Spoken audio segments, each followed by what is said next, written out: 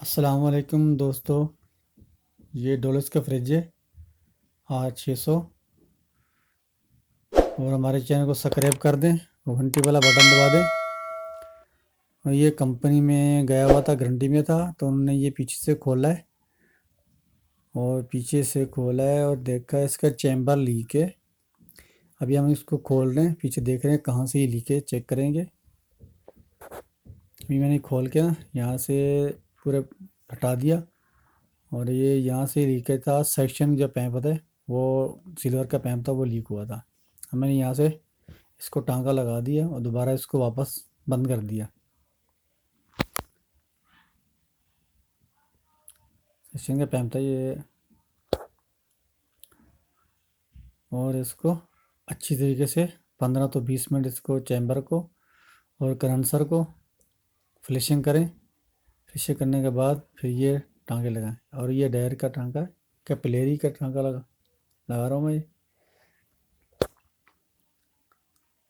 ये ऊपर का टांका, ये अच्छी तरीके से इसको टांके लगाएं ताकि ये दोबारा लीक नहीं हो। अच्छी तरीके से टांके लगाओगे तो फिर ये लीक नहीं होगा। अभी मैंने इसको प्रेशर दे के इसका लीकेज चेक कर रहा हूँ। हमारा कहीं से लीकेज नहीं है। ये आपको दिखा रहा हूँ मैं। ये पूरा देखो ऐसे ये लगा हुआ था। अब हमारा काम ये पूरा मुकम्मल हो गया है, पीछे बिल्कुल हो गया।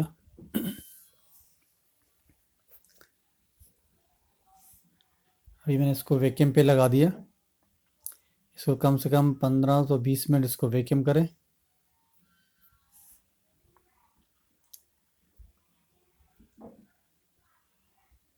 वैक्यूम करें इसको। अब इसकी गैस जो है वो खुली फिज़ा में डालें। बंद कमरे में कभी नहीं डालना इसकी गैस।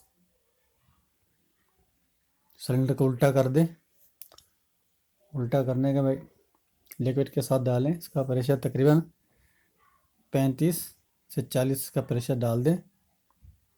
फिर इसको ऑन कर दें। अभी मैंने ऑन कर दिया। अब ये 0 से कम चलेगा इसका प्रेशर।